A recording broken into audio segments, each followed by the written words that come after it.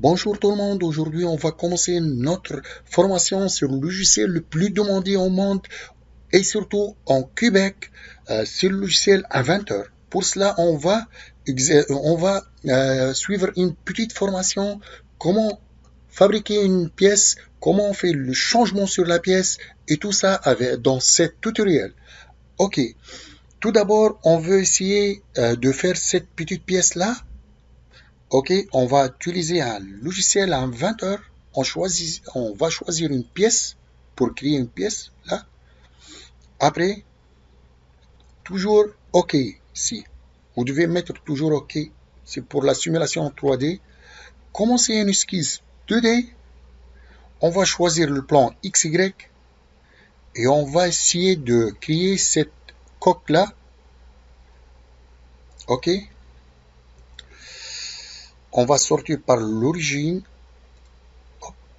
Après, une petite arc.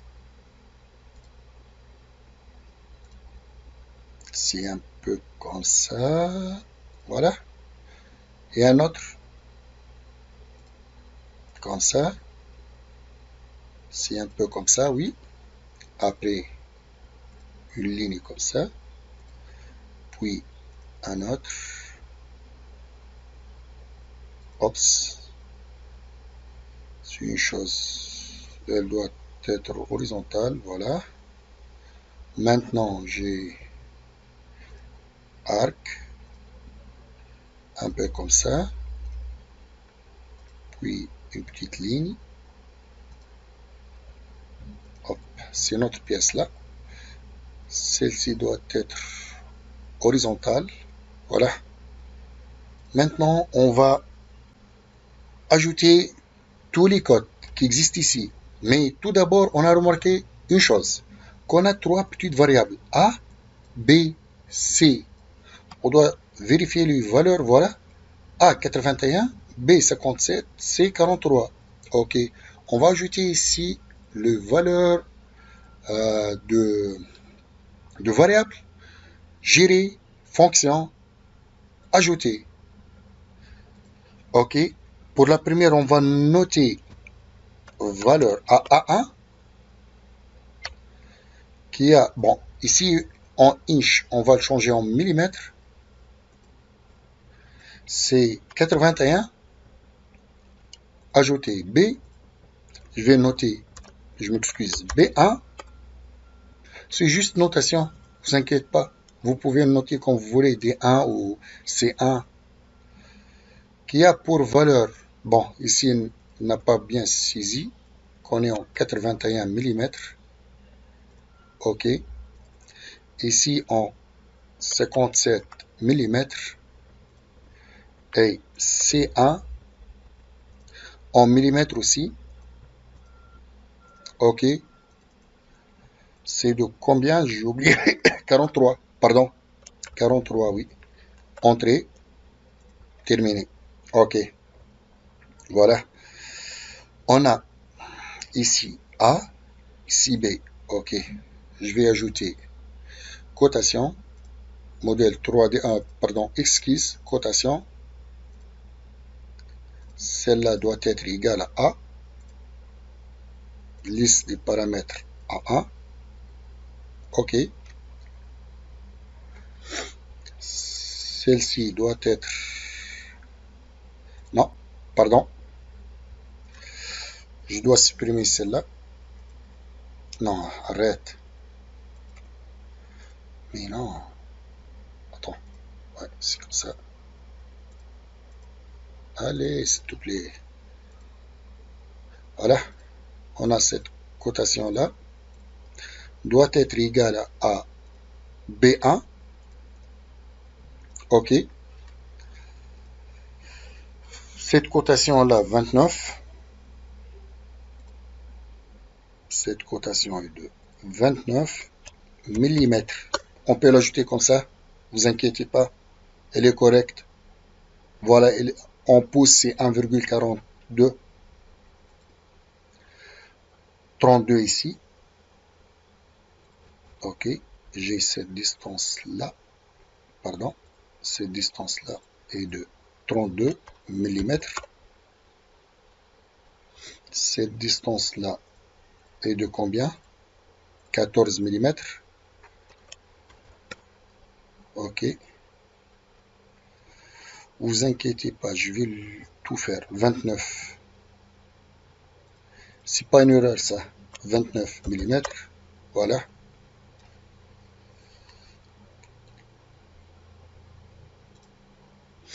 24. Ici on a 24 mm.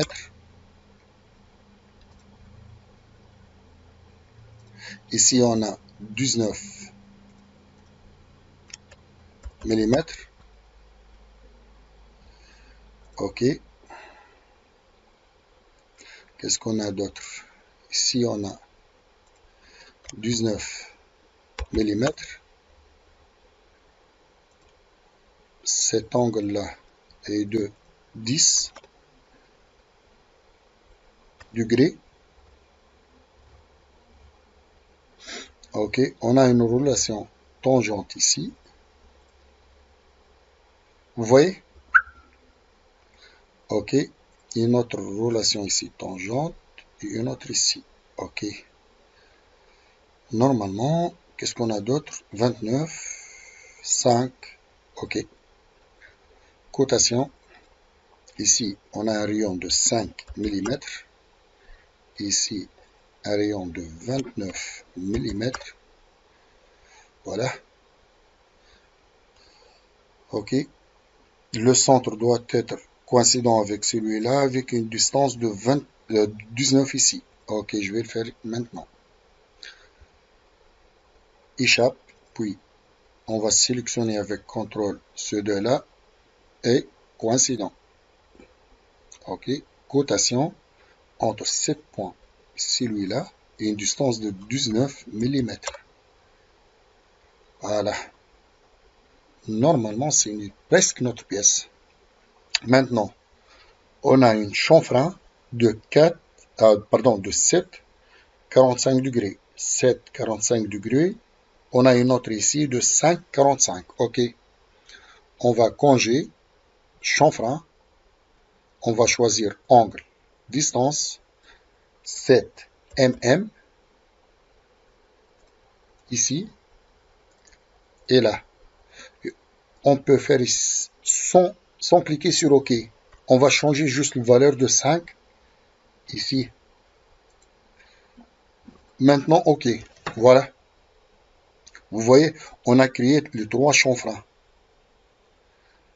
OK, qu'est-ce qu'on a d'autre? On a ce trou-là, diamètre 14, distance entre cercle, le centre du cercle et cette côte-là, 14, et ici, 14. OK. Donc, on va créer un cercle. On peut le mettre n'importe où, qui a pour diamètre 14 mm.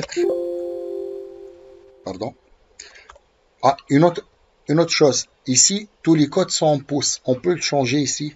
Outils, paramètres document, centimètres ou millimètres. Voilà. Appliquer, fermer. On va voir que tous les codes ici, les cotations, toutes ont changé en millimètres. Vous voyez, 14 mm, 32 mm, c'est 80 mm. C'est comme ça, 14 mm. Mais toujours, je préfère d'utiliser l'inch. Ici, en Québec, on utilise toujours l'inch. 14. Et une autre chose, celui qui travaille toujours avec SolidWorks, il a remarqué ici que je n'ai pas cherché le centre pour mettre la distance entre le centre et cette côte, par exemple. J'ai juste cliqué sur surface du cercle. Ok, je vais changer celle-là. 14. Voilà. Maintenant, terminer l'esquisse. Voilà l'esquisse. C'est la pièce qu'on a. Exécution. Venez ici. Cette pièce-là, 2. Elle a pour valeur, non, je m'excuse, liste, c'est 1. Je préfère toujours d'utiliser le plan milieu. OK. C'est notre pièce là. OK, on va Qu'est-ce qu'on a demandé d'autre? Densité doit être un matériau de acier 10-20. On va définir le matériau, outil, matériau, c'est un acier. Bon, on doit tout d'abord changer l'unité. Ici, on livre, c'est l'unité qu'on utilise en Québec et en l'Amérique, c'est livre. Mais ici, dans l'exercice, on a demandé d'utiliser le gramme. Donc, je vais le vérifier, le changer en grammes. Matière, acier. Je vais double-clic pour vérifier le physique. Info, pour vérifier juste la densité. Je vais juste vérifier la densité physique. Bon, cette densité-là doit être 7,900. C'est ça. Appliquer. OK. Je dois l'appliquer en double-clic. Normalement, elle doit être applicable. Je ne sais pas pourquoi elle n'est pas appliquée ici. OK. Matériaux. Acier. Affecté. OK. Voilà. Et pour, qu'est-ce qu'on a demandé aussi? Ah, on doit vérifier propriété de masse. Et on doit trouver une valeur de ces quatre-là. OK. Pour cela, on va faire, pardon, on va cliquer sur pièce, I propriété, physique, mettre à jour.